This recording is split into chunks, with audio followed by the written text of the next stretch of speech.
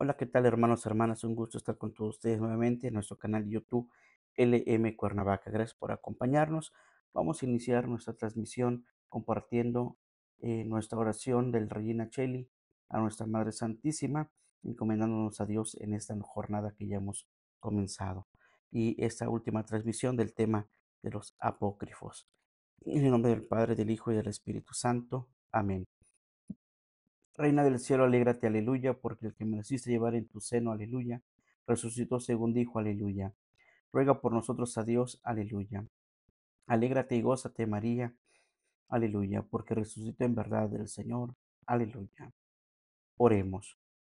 Oh Dios, que te dignaste alegrar al mundo por la resurrección de tu Hijo, nuestro Señor Jesucristo, concédenos, te rogamos, que por la mediación de la Virgen María, su Madre, alcancemos los gozos de la vida eterna. Por el mismo Jesucristo nuestro Señor. Amén. En el nombre del Padre, del Hijo y del Espíritu Santo. Amén. Vamos pues, hermanos, a continuar. Les comento rápidamente los demás catálogos. Ya les había comentado algunos, sobre todo el catálogo Gelasianum del siglo sexto, que tiene 61 escritos. Y también está el catálogo de Orígenes del año 254, el catálogo de Inocencio I, 402 al 417, el catálogo de Toribio de Astorga, el 480. Está también el catálogo de Timoteo Presbítero del siglo sexto, que en su mayoría son textos y escritos maniqueos. El decreto Gelasium del siglo sexto.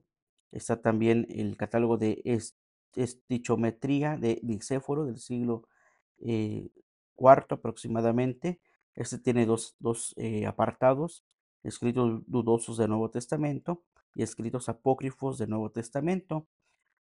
De estichometría de Nicéforo, quiero rescatar los últimos tres textos, que es la doctrina de los apóstoles, llamada Didaje, las cartas de Clemente, la primera y segunda, y los escritos de Ignacio, Policarpo y Pastor de Hermas. Estas tres últimas, a diferencia de todos los textos que hemos escuchado y hemos compartido, estos son parte de la literatura de los padres de la iglesia, ¿verdad? Estos son, digamos, ya entran en otra etapa de la historia de la iglesia, lo que se le llama la patrología. Son entresacados de aquí porque n- no contienen cosas misteriosas, ocultas, o como pensamos que así es lo que dice la palabra apócrifo. No tiene cosas fantasiosas y no busca cosas milagrosas de parte de Jesús o alguna herejía en contra de Jesús o algo, ¿no? Entonces, esos textos van a ser entresacados porque para el siglo sexto, con el nuevo catálogo de sinopsis del pseudo Atanasio, estos libros son discutidos, ¿verdad? La doctrina, la didaje, las cartas de Clemente, los escritos de Ignacio, Policarpo, Pastor de Hermas, y son entresacados de ahí para ponerlos, digamos, en la sección de lo que serían los padres de la iglesia, que es un tema muy interesante, saber cómo está dividida la iglesia a través de los padres santos, padres del desierto, padres apostólicos, padres latinos, padres orientales. Para cada época tiene los padres de la iglesia hasta cierto siglo sexto, séptimo, que se acaba, y comienzan ya lo que sería un magisterio más amplio, el magisterio de los papas, y también ya empiezan a surgir doctores, teólogos, confesores, en fin, ¿verdad? Cambia ya, digamos, un poquito la estructura de la iglesia, con diferentes estilos y formas de presentar, ¿verdad?, la teología de la iglesia. Y precisamente en la siguiente lista, el sinopsis del pseudo Atanasio del siglo sexto, estos libros son discutidos, ¿verdad? Inclusive se llegó a pensar que la Didaje podría entrar en el canon bíblico, ¿verdad? Como también las cartas de Clemente. Pero bueno, ya vendrá la reunión en donde van a designarse cuáles son los libros canónicos y cuáles pertenecen a los escritos apócrifos, literatura apócrifa, y cuáles escritos van a pertenecer a la patrología. Para que eso vale la pena también estudiar un poquito son esas épocas y quiénes son los mayores representantes y qué textos pudiéramos también considerar valiosos para nuestra vida espiritual. Todos los padres de la iglesia tienen algo muy importante, pero hay unos que sobresalen más como San Agustín, San Jerónimo, San Ambrosio de Milán y otros padres del desierto, muy interesantes también dentro de esta literatura. Entonces son entresacados y para la sinopsis del Pseudo-Tanasio del siglo sexto solo se quedan los viajes de Pedro, viajes de Juan, viajes de Tomás y Evangelio de Tomás y nada más, puesto que estos textos que acabo de mencionar estaban en el catálogo de estichometría de Nicéforo en los escritos apócrifos del Nuevo Testamento. Bueno, entonces se quitan los últimos tres para dejarlos como libros discutidos, hay una discusión sobre ellos y entresacados de esta lista. Después, y terminan la lista de todos los libros apócrifos con la lista de los 60 libros, ¿verdad? Que competen del siglo séptimo. Son una lista del primero al 14, todos se llaman libros del Antiguo Testamento. Del 15 en adelante, historia de Santiago, que es el protoevangelio, Apocalipsis de Pedro, Correrías y enseñanza de los apóstoles, Epístola de Bernabé, Hechos de Pablo, Apocalipsis de Pablo, Doctrina de Clemente, Doctrina de Ignacio, Doctrina de Policarpo, Evangelio según Bernabé y el Evangelio según Matías. Como ven, son infinitos, ¿verdad? Bastantes libros, ¿verdad? Que aparecen. Y hay algunos, estamos hablando ya del siglo séptimo, pero a finales del siglo séptimo, siglo octavo, eh, surgen todavía algunos evangelios apócrifos tardíos, como el Evangelio árabe del Pseudo Juan. Estamos hablando de un texto, un manuscrito del año de 1342, que fue conservado en la Biblioteca Ambrosiana de Milán. Estamos hablando de que del siglo séptimo se pasó al año 1342, donde hay un texto, un manuscrito árabe llamado Evangelio árabe del Pseudo Juan, ¿verdad? 1342. Después está otro evangelio, el Evangelio de la Infancia según San Pedro, y es una narración apócrifa publicada en 1894. ¿Verdad? En Francia, en París, Francia. Bien, después está el Evangelio tardío de Bernabé. Si alguien tiene la paciencia necesaria para leer hasta el final de este Evangelio, no podrá menos de admirar la imaginación de que se hace gala su autor con tal de convertir el contenido de los Evangelios canónicos en una apología del Islam. Por eso, de alguna manera también entre estos textos tardíos ya se va entrecruzando el tema de la religión islámica. ¿Verdad? Es que todo eh, va como que las venas del río, ¿no?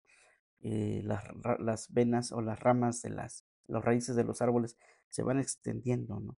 Y van buscando dónde meterse, dónde agarrarse, ¿no?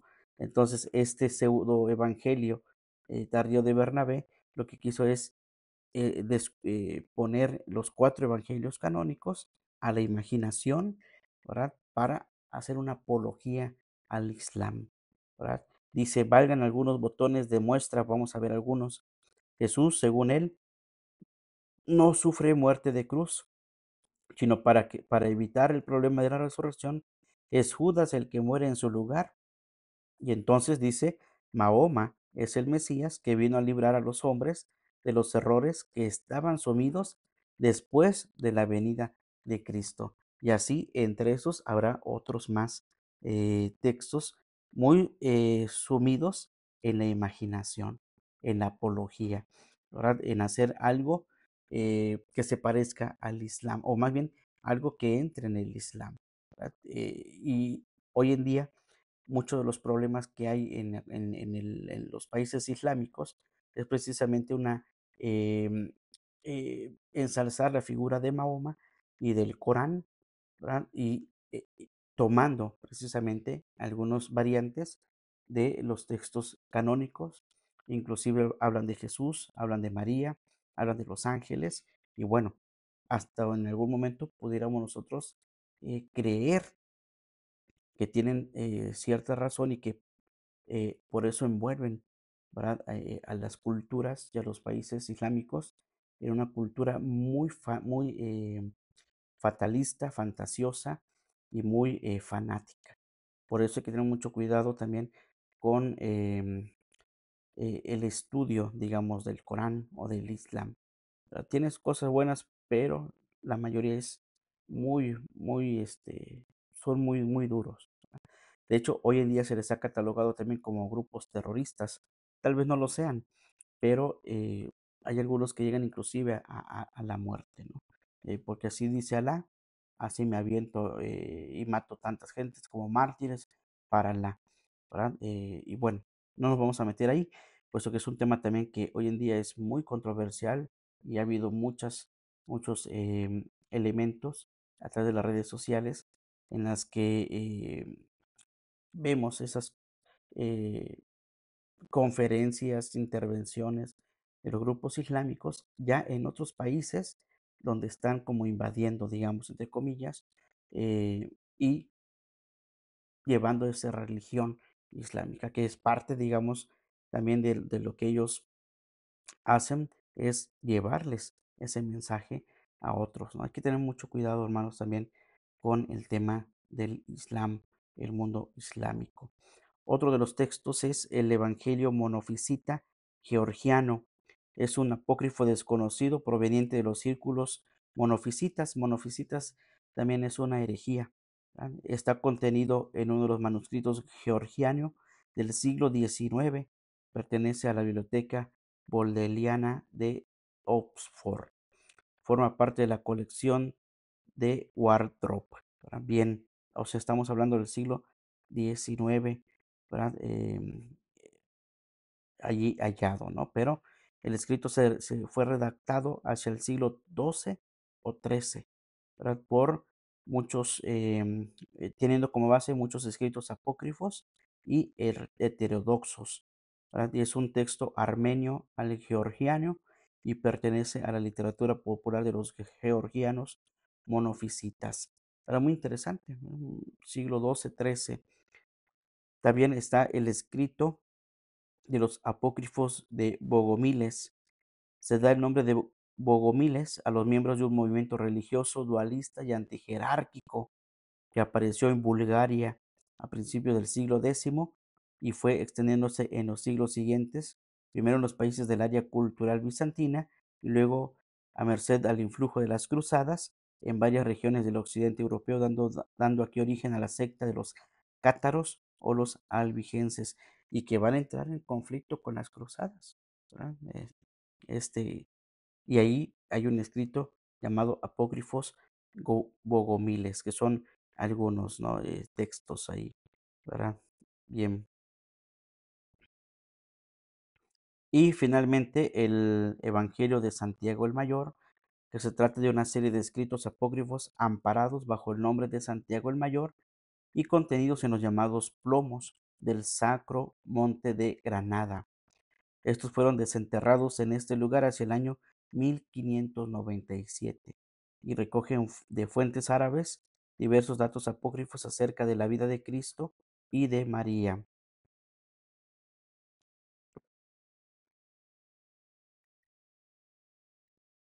y hacen un especial hincapié en el dogma de la Inmaculada Concepción y en la tradición sobre la venida de Santiago a España.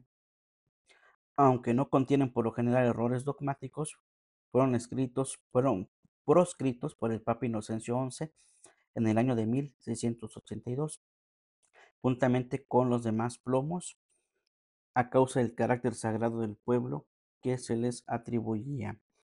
¿Verdad? Entonces, es este texto del Evangelio de Santiago el Mayor.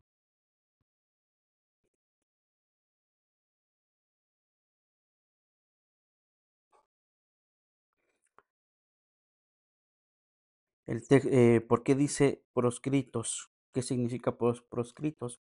Significa desterrados. Por eso, cuando se dice que los evangelios fueron, ocultos, no es que hayan sido ocultos o guardados en la Biblioteca Vaticana, ¿no? Como se dice, sino más bien desterrados, ¿no? Pues fueron sacados, nada más, ¿verdad? Y por ahí divagaban esos textos como este de Santiago el Mayor. Bien, vamos entonces a ver algunos de los textos. Quiero compartirles. Vamos a ver alguno por aquí.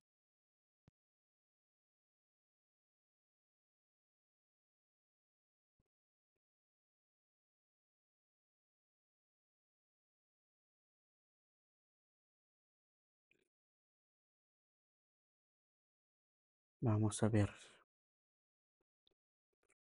Vamos a ver, por ejemplo, el Evangelio o tradiciones de Matías. Y si recordamos, estamos ahorita ya eh, en la Pascua, en su final.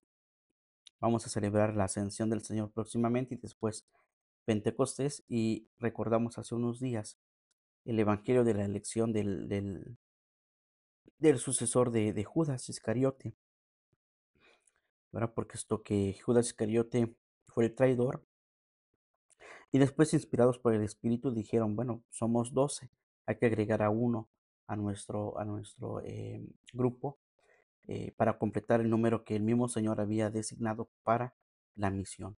Entonces, entre todos los candidatos estaban solamente dos, Matías y otro de los elegidos, y oraron, este, y le tocó por suerte a Matías. Y Matías se convierte así en el número 12 de los apóstoles. Entonces aquí ya hay una sucesión de un apóstol y además también hay em, una oración de elección de alguien, tal cual como se elige ahora a un papa, ¿no? Entonces, digamos, es el preámbulo de la elección de alguien. Bien, vamos a ver qué dice. Bajo la supuesta autoría de Matías, aparece de vez en cuando en la literatura cristiana de los primeros siglos un evangelio que es tildado de herético por varios autores, por ejemplo, Orígenes, Eusebio, que son padres de la iglesia, lo consideraron herético y que de hecho es citado como apócrifo en el Decretum Gelasianum y en la lista de los 60 libros. Estas alusiones no hacen, sin embargo, indicación sobre su contenido.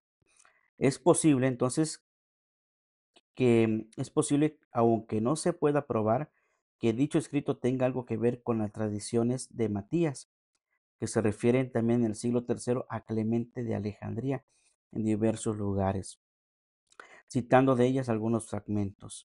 Y también unas veces se alude sin más a estas tradiciones en relación con algún extracto concreto de otros extractos de los utilizados por los gnósticos, o simplemente se hace alusión a los herejes que se amparaban en la autoridad de Matías.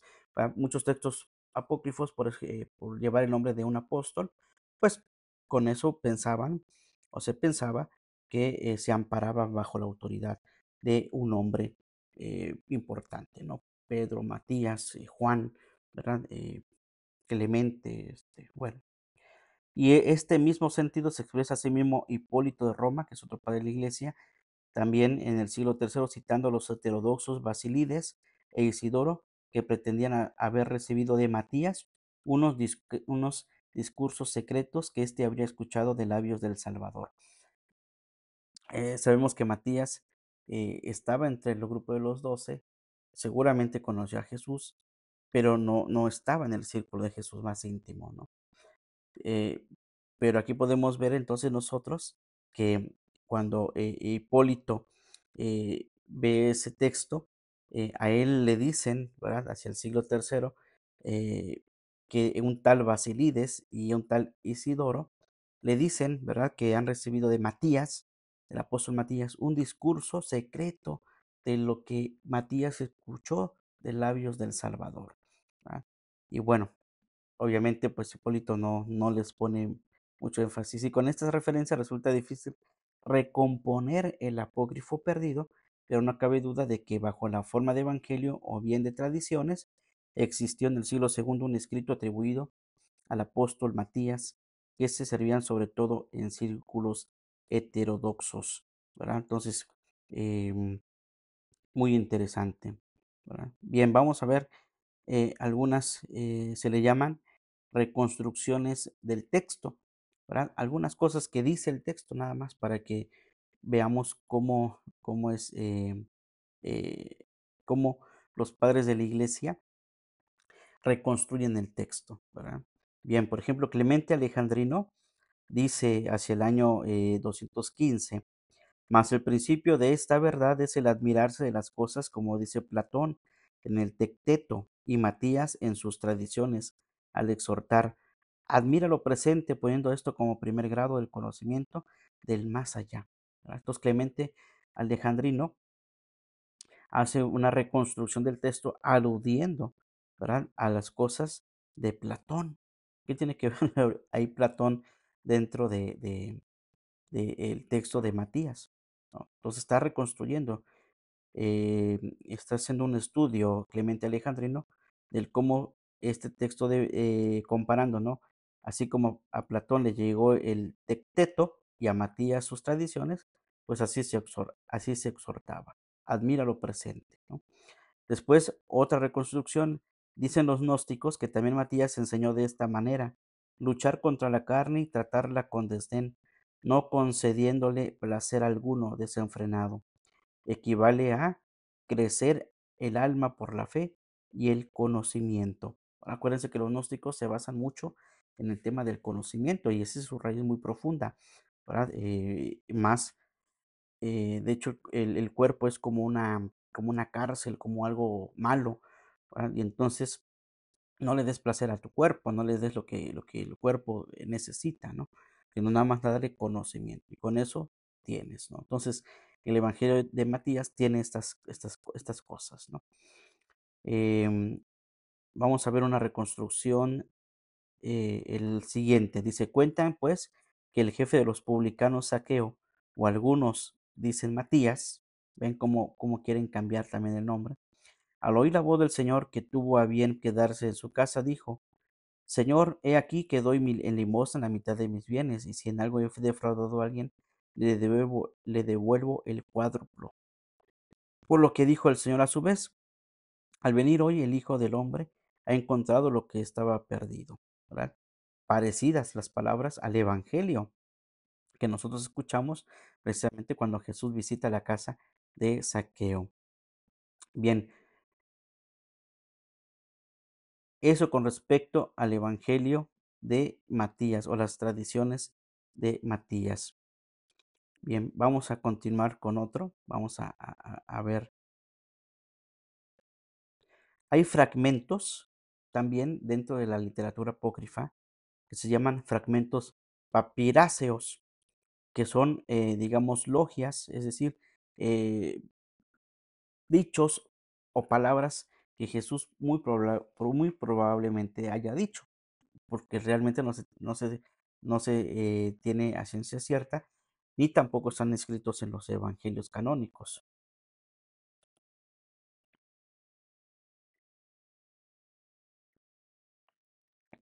Por ejemplo, en el Evangelio de Tomás dice, tales son los discursos que tuvo Jesús, Señor viviente, y a Tomás, y les dijo, todo el que oyere estas palabras no gustará la muerte. Dice el Evangelio, ¿no? Canónico, ¿no? El que escucha mis palabras y pone en práctica tendrá vida eterna, ¿no? Entonces, em, Jesús, aquí hay unas logias, algunas palabras que muy probablemente de Jesús dijo y bueno. Otro, por ejemplo, dice, el que busca no cese hasta que encuentre y cuando haya encontrado, se quedará consternado y consternado reinará y en reinando descansará. Mira, muy interesante también esta parte. ¿Qué le dice a Judas, por ejemplo? Dice, ¿quiénes son pues los que nos arrastran a lo alto del cielo? Si es que el reino está en el cielo, esta es una pregunta de Judas. ¿Cuál Judas? No lo sabemos. Pudo haber sido Judas Iscariote y Judas Tadeo, ¿no?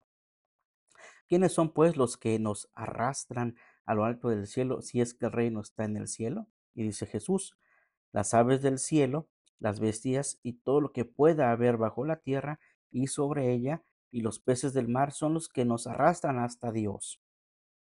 Y el reino de los cielos dentro de ustedes está. Quien pues conozca a Dios lo encontrará, porque conociéndolo a Él, se conocerán a ustedes mismos y entenderán que son hijos del Padre. El perfecto y a la vez os darán cuenta de que son ciudadanos del cielo y ustedes son la ciudad de Dios. ¿Verdad? Y son fragmentos, son logias, son palabras, digamos, dichos de Jesús que se dice que los habrá dicho, ¿no?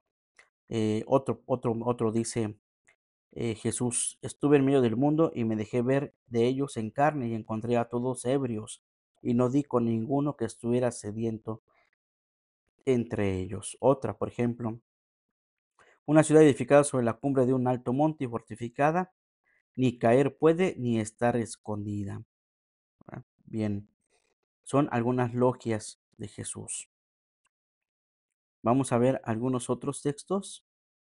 Em, por ejemplo, un fragmento gnóstico, ¿verdad? Vamos a ver un papiro, un papiráceo encontrado en el siglo XX en Veneza. Se trata de un diálogo entre Jesús y sus discípulos, ¿verdad? Vamos a ver qué dice, ¿no? Dice, efectivamente, la naturaleza visible extenuada por el anquilosamiento y la corrupción no puede aniquilar la naturaleza de las cosas incorruptibles.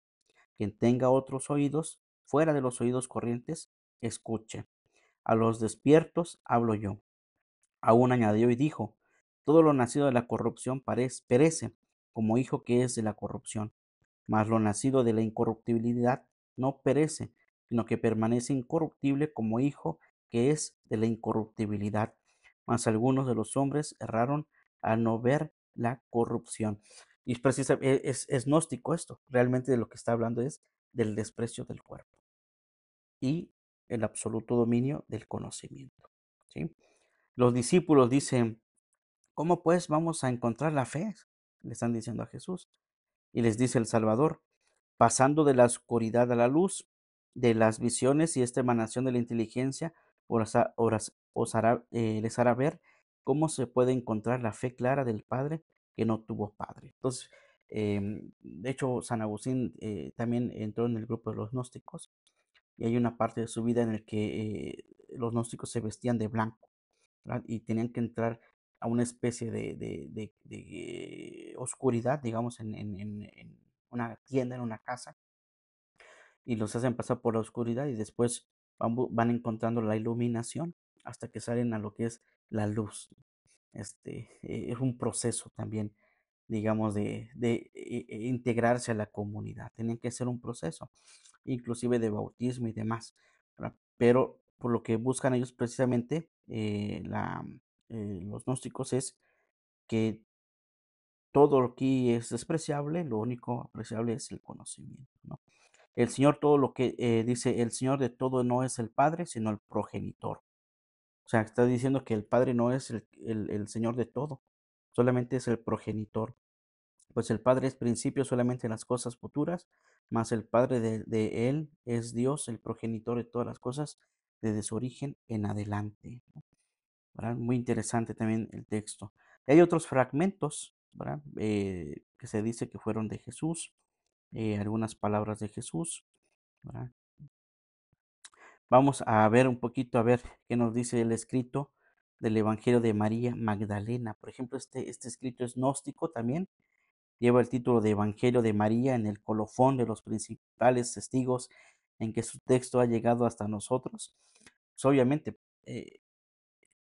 quienes tuvieron el, eh, ahora sí que los que tuvieron el privilegio de ver, con de palpar a Jesús resucitado, indudablemente es María, María Magdalena, ¿no? Ahora imaginemos que estamos ahí, ¿verdad? Y que María fue a decir a los apóstoles, me encontré con el Señor y demás, ¿no? Viene Pentecostés y demás, ¿no? Y pues María Magdalena siguió, eh, eh, su vida hasta el final. Ahora imaginemos que la gente empieza a escuchar que hay un texto del Evangelio de María Magdalena, una buena nueva de María Magdalena, que anda proclamando, puesto que los primeros que proclamaron el Evangelio fueron los apóstoles. No cabe duda que también seguramente de entre las mujeres alguien evangelizó y de ahí van a ir surgiendo también muchas mujeres misioneras y evangelizadoras. Y entre estas seguramente fue María Magdalena. Pero vamos a ver qué nos dicen los gnósticos, ¿verdad? Porque no es que María Magdalena haya escrito algo o que este, se haya hecho gnóstica, ¿no? Pero vamos a ver qué dice, ¿no? Dice, este escrito gnóstico lleva el título del Evangelio según María en el colofón de los principales testigos en que su texto ha llegado hasta nosotros. Que esta mujer sea María Magdalena se deduce del contexto y encaja además perfectamente en la ideología gnóstica, que considera a María Magdalena como depositaria privilegiada de las confidencias de Jesús resucitado por haber sido su predilecta. ¿Sí? Entonces aquí quiero hacer un comentario porque se dice que María Magdalena de Magdala, además de ser testigo ocular de Jesús resucitado, eh, platicó mucho con Jesús. Quién sabe qué tanto habrá pasado en ese contexto, porque los evangelios solo recogen, los canónicos recogen que fue enviada por Jesús para decirle a sus hermanos, los apóstoles, pues, que él iba ya de la adelante, ¿no? Que fueran todos para unirse a Jesús, ¿verdad? Entonces ella se convierte en la primera misionera, digamos, y apóstol de Jesucristo al anunciar a ser enviada, ¿no? Entonces se dice que hubo mucho diálogo y que María Magdalena sabía muchas cosas de Jesús resucitado. Por eso muchos dicen que cuando María ve a este jardinero y le dice, ¿dónde has puesto el cuerpo del Señor?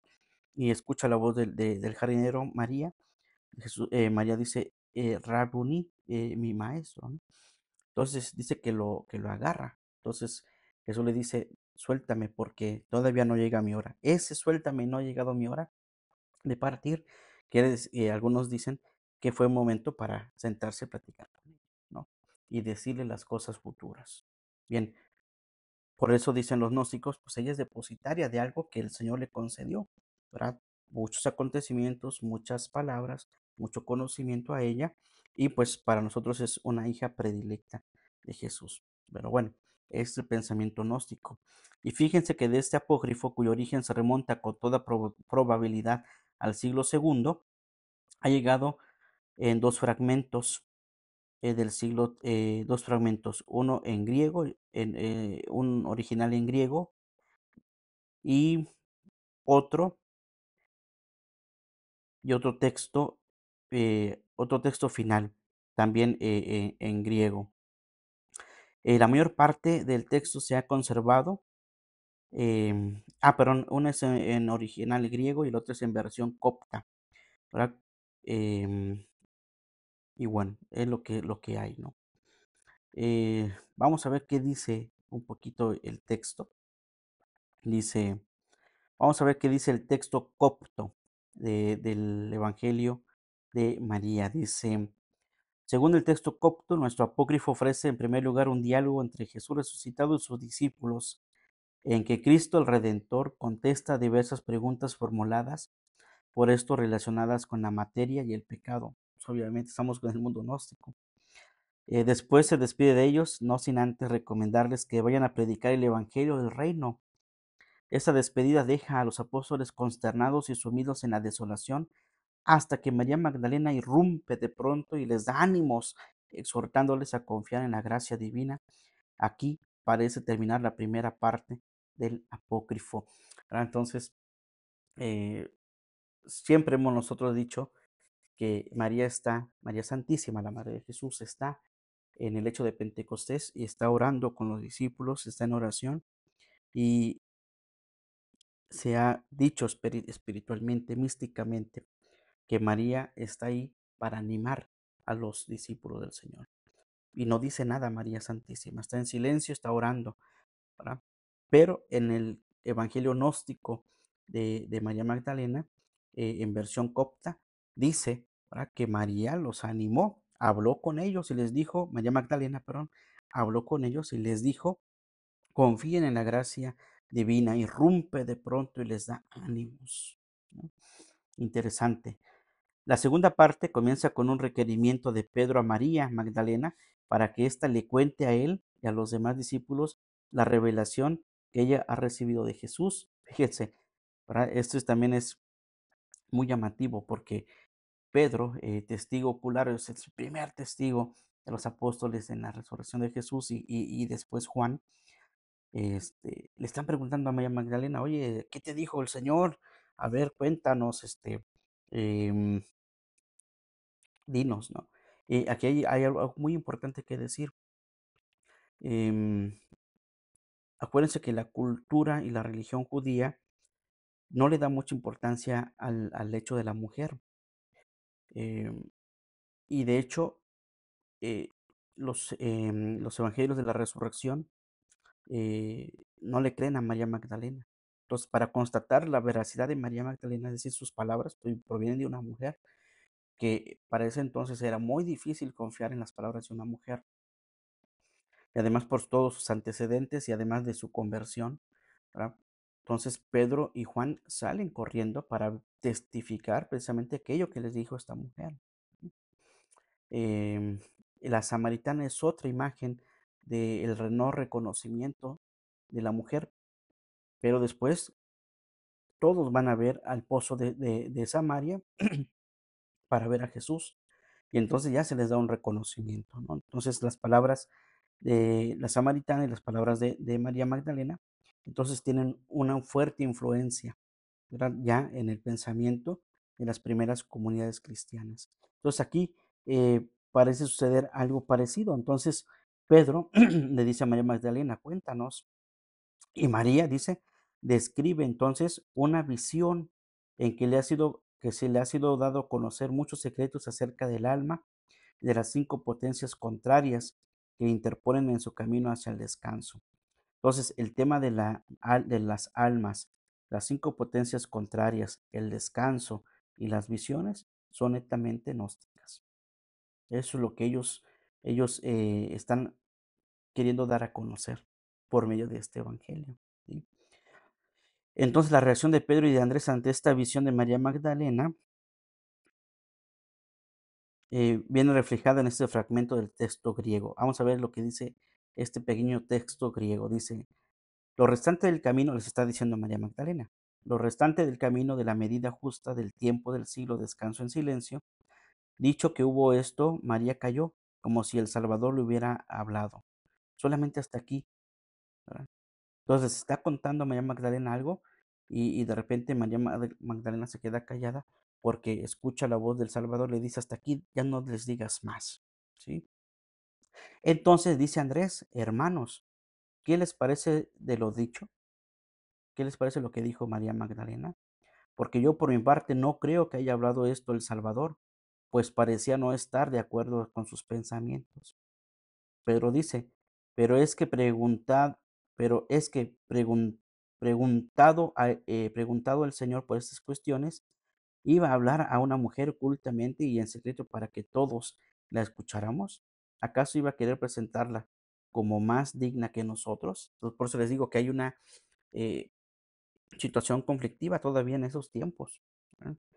Hasta el día de hoy los judíos son así, ¿verdad? El hombre va hasta adelante y después la familia y hasta el final la mujer. O sea, esto es precisamente algo que en aquellos momentos pues no tenía, ¿cómo le vamos a creer a ella, no? ¿Verdad? Pero Jesús nos enseña en los evangelios que tanto la samaritana como María Magdalena tienen una fuerte influencia ya en la comunidad cristiana. Por eso, María Magdalena es puesta en la resurrección como con una personalidad totalmente dada por Jesús. Jesús le da esa personalidad a ella para reconocer también la importancia de la mujer dentro de los evangelios y dentro de las apariciones de Jesús resucitado. Bien, entonces aquí está un fragmento de sus textos. Muy bien. Vamos a ir terminando, hermanos, ¿eh? Vamos a buscar aquí por aquí otra cosa. Hay muchísimo, hermanos. Apenas vimos em, de este documento 42 páginas de 222, ¿verdad? Vamos a terminar, hermanos, a ver si nos da tiempo, con apócrifos de la Natividad, ¿no?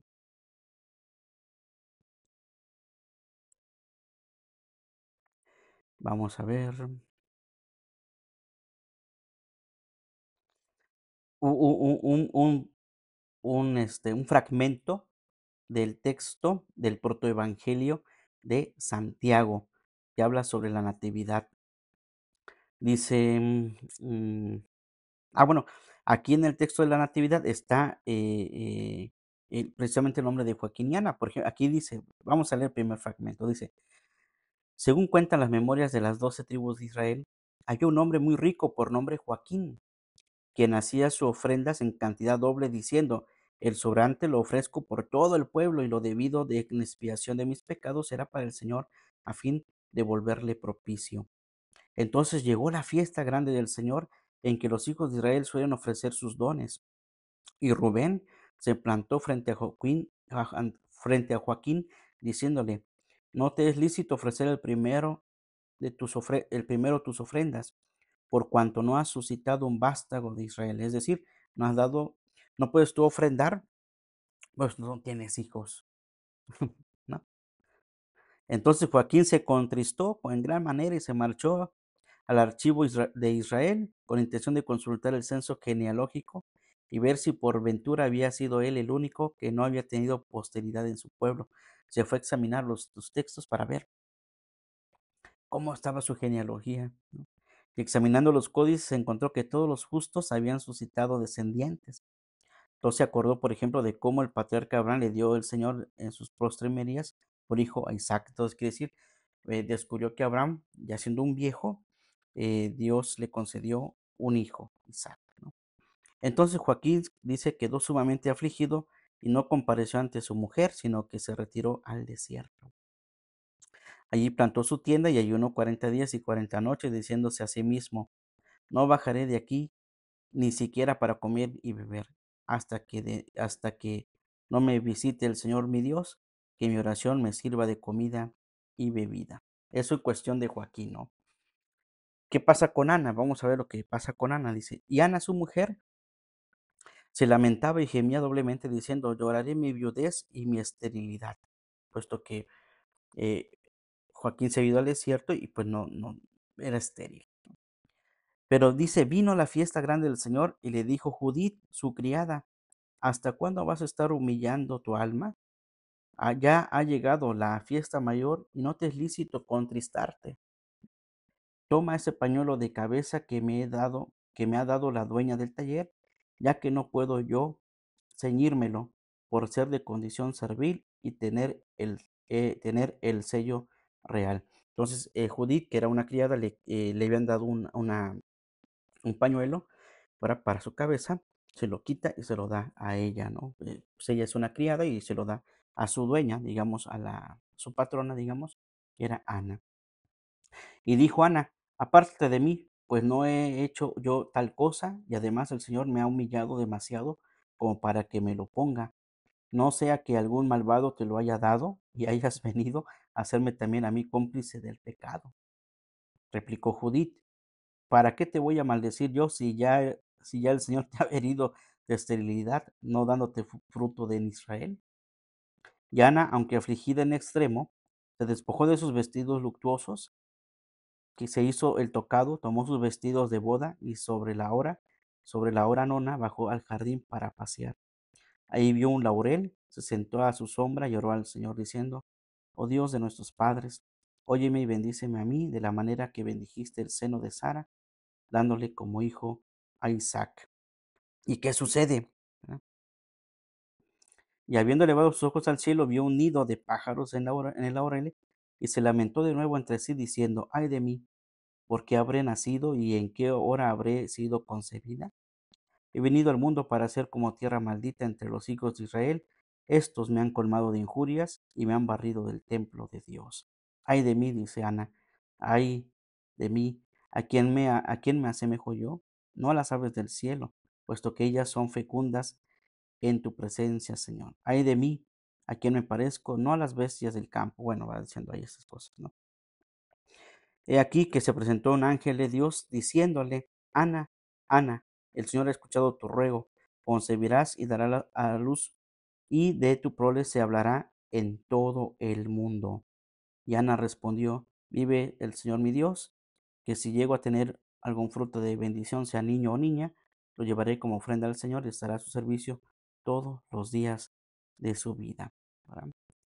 Bien, y entonces esta visión que tiene es lo que estamos relatando es como el relato de la anunciación de María por el ángel, ¿no? Aunque María no es estéril, ¿verdad? Porque no tiene relación carnal con José, ¿verdad? Y José está en su trabajo, es parecido, ¿ven? Entonces, esa es la idea de los evangelios apócrifos, es dar a conocer algo, ¿no? Eh, parecido, ¿no? Y entonces, mandan a unos mensajeros a decirle a Joaquín que baje porque el Señor ha escuchado sus ruegos, ¿no ven? ¿Verdad? Ana, tu mujer, va a concebir en su seno. Y entonces Joaquín mandó a sus pastores que le trajeran 10 corderas sin mancha y estas dijo serán para el Señor y 12 terneras de leche, eran ricos. Y estas dijo serán para el Señor y estas dijo serán para los sacerdotes y el Sanedrín y finalmente 100 cabritos para todo el pueblo. ¿Sí? Bien, ya después viene todo el texto, son 25 fragmentos, 25 digamos como tipo capítulos, pero 25. Y termina el 25 diciendo, y yo, Santiago, que he escrito esta historia, al levantarse un gran tumulto en Jerusalén con ocasión de la muerte de Herodes, me retiré al desierto hasta que se apaciguó el motín, glorificando al Señor mi Dios, que me concedió la gracia y la sabiduría necesarias para componer esta narración. Sea la gracia con todos aquellos que temen a nuestro Señor Jesucristo, para el cual sea la gloria por los siglos de los siglos. Amén. Pues sí, porque Santiago, si pensamos que es el apóstol Santiago, pues no pudo vivir en los años de Joaquín, ¿no? Entonces, este es un texto bonito porque de aquí nace la tradición de los padres de María, Joaquín y Ana, y bueno, muy interesante. Bien, después vienen el Evangelio del segundo Mateo, que también nos habla de la Natividad. Este tiene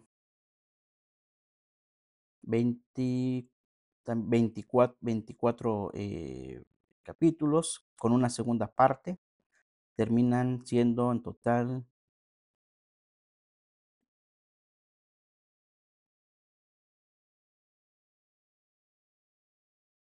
42 capítulos.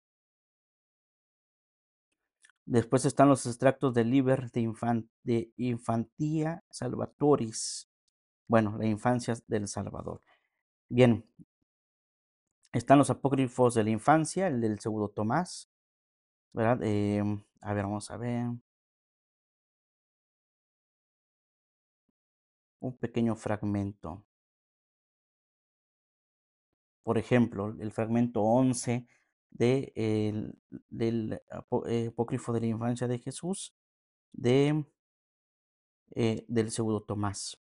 Un fragmento muy pequeño. Dice, a la edad de 6 años le envió una vez su madre María a que trajera agua a casa, mas con la aglomeración se le soltó el cántaro que fue a dar al suelo y se quebró.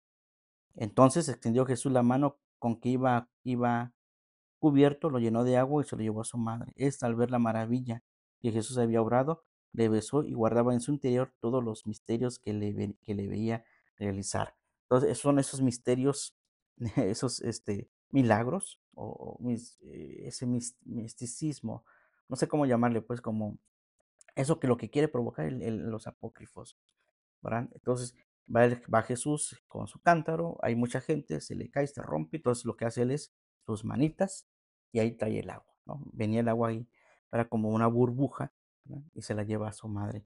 María. Entonces María, y fíjense cómo usan también seguramente la versión de los canónicos, puesto que en la versión de los canónicos Simeón le dice a María, y una espada atravesará tu alma, ¿verdad? Y todas las cosas las guardaba en su corazón, dice el Evangelio de San Lucas.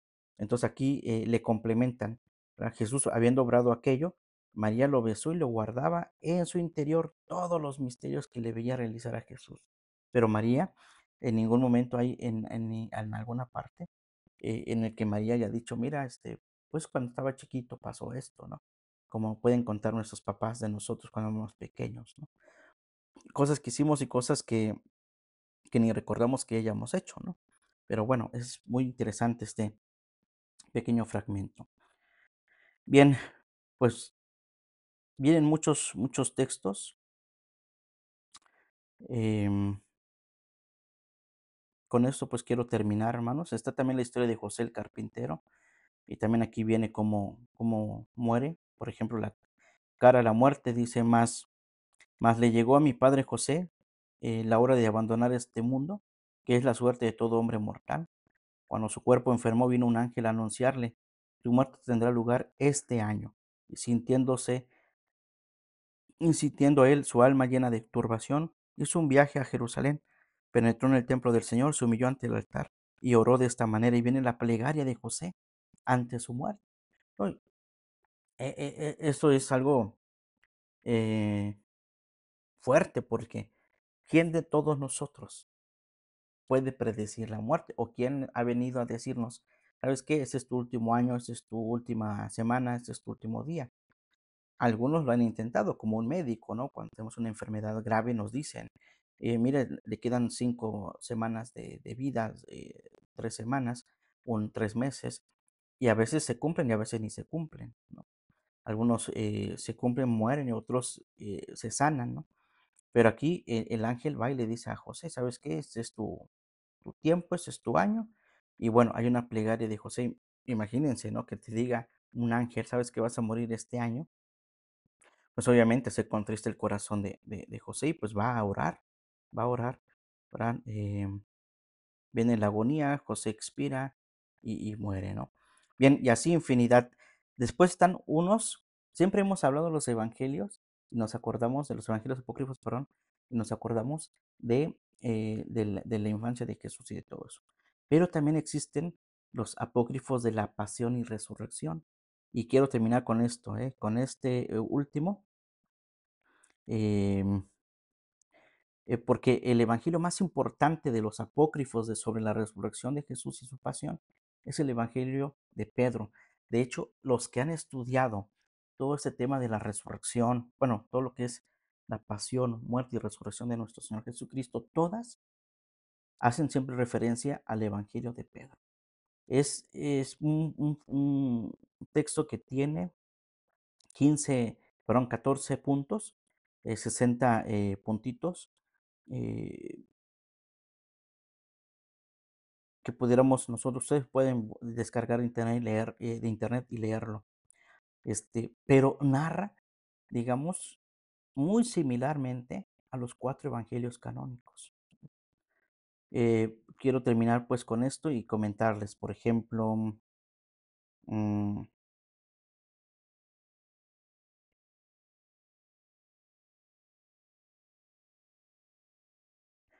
dice,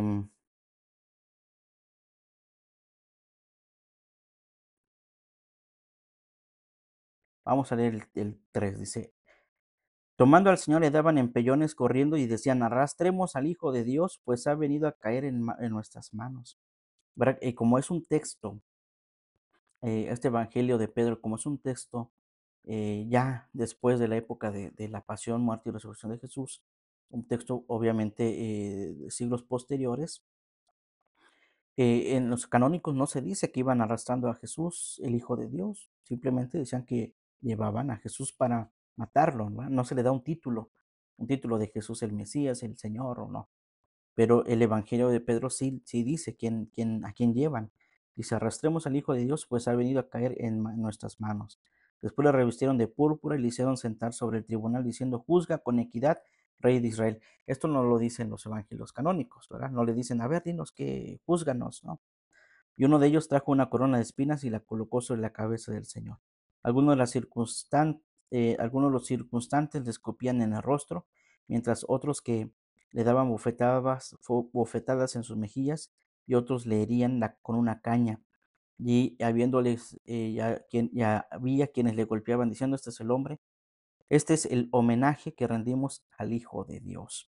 ¿Verdad? Después dice, lo llevaron con dos ladrones y crucificaron al Señor en medio de ellos, mas él callaba y como si no sintiera ningún dolor. Y cuando hubieran enderezado la cruz, escribieron encima, este es el Rey de Israel. Pero fíjense, en los canónicos dice, em, este es el Rey de los judíos. Y aquí dice, este es el Rey de Israel, no de los judíos, sino de Israel. Y depositadas las vestiduras ante él, las dividieron en lotes y echaron suertes entre ellos. Y más uno de aquellos malhechores le increpó diciendo, nosotros sufrimos así por las iniquidades que hemos hecho, pero este que ha venido a ser el Salvador de los hombres, ¿en qué les ha perjudicado? E indignados contra él, mandaron que no se le quebraran las piernas para que muriera entre tormentos. Y bueno, aquí habla de la sepultura, dice, grabaron además 7 sellos y después de plantar una tienda se pusieron a hacer guardia. Le pusieron 7 sellos. Eso para nada nos ha venido a la imaginación. Pues siempre vemos que le sepultan y le ponen una piedra, ¿no? Ahí se cierra, ¿no? Más no eso, ¿no? Por ejemplo, la resurrección. Fueron pues, vamos a ver lo que dice.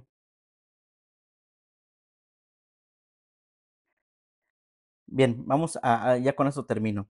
La resurrección, la visión de este evangelio de Pedro sobre la resurrección, dice, y muy de mañana al amanecer del sábado vino una gran multitud de Jerusalén y de sus cercanías para ver el sepulcro sellado. Mas durante la noche mas durante la noche que precedía el domingo, mientras estaban los soldados de dos en dos haciendo la guardia, se produjo una gran voz en el cielo, y vieron los cielos abiertos y dos varones que bajaban de allí, teniendo un gran resplandor y acercándose al sepulcro. Y la piedra aquella que habían echado sobre la puerta rodando por su propio impulso, se retiró a un lado, con lo que el sepulcro quedó abierto y ambos jóvenes entraron. Los bajaron dos hombres. Esos dos hombres son los que nos dice también el evangelista San Juan, que adentro del sepulcro había dos varones. Al verlo, pues, aquellos soldados despertaron al centurión y a los ancianos, pues estos se encontraban ahí haciendo guardia. Y estando ellos explicando lo que acababan de ver, advierten de nuevo 3 hombres saliendo del sepulcro, 2 de los cuales servían de apoyo a un tercero, y una cruz que iba en pos de ellos. Entonces iban como que cargando a Jesús y una cruz que iba saliendo. ¿Sí? Dice, y un tercero y una cruz que iba en pos de ellos. A la cabeza de los 2 primeros llegaba hasta el cielo, mientras que la del que era conducido por ellos sobrepasaba los cielos. ¿Sí? Y oyeron una voz proveniente de los cielos que decía, ¿has predicado a los que duermen? Y se dejó ir desde la cruz una respuesta, sí. Bien, y ya después continúa el relato, ¿no? De la resurrección. Muy interesante, la verdad que vale la pena leerlos, pero no quedarnos con todo lo que dicen, porque muchos de esos son pues textos heréticos, textos que tienen una fama que no es una fama eh, teológica, fundamental, pero pues que vale la pena por lo menos leerlos, ¿no? Tener conocimiento y pues eh, nos ayuda también a pensar, a reflexionar, a decir cómo habrá sido también nuestra infancia, nuestra vida, ¿verdad? Puesto que no tenemos nosotros, nadie nos está dejando en este mundo una biografía, nadie, hermanos. ¿Verdad? Y todos han intentado hacer algo, sobre todo hablar de Jesús, todos. ¿No? Tengo aquí en mi bibliotequita como 10, 15 libros solo de Jesús de Nazaret y cada autor tiene una diferente forma de ver al Señor y de cómo se ha ido teológicamente hablando, espiritual, místicamente hablando, pastoralmente hablando, por la presencia de Jesús en medio de los acontecimientos de nuestra historia. Pero en fin, bien, pues hasta aquí vamos a dejar esta parte. Les agradezco su tiempo y su disposición. Vamos a terminar con la oración para pedir la beatificación de la venerable Edel Quinn. Y si a alguien le interesa esto, pues ahí está el buscador en internet. Pueden leer los evangelios y algunos pedazos, fragmentos de literatura apócrifa del Antiguo Testamento como del Nuevo Testamento. Muy bien. Padre eterno, te doy gracias por el don que concediste a tu siervo del Queen, de esforzarse por vivir siempre en el gozo de tu presencia, por la radiante caridad infundida en su oración, en su corazón, por el Espíritu Santo y por la fortaleza que sacó del pan de vida, para trabajar hasta la muerte por la gloria de tu nombre, en dependencia amorosa de María, Madre de la Iglesia.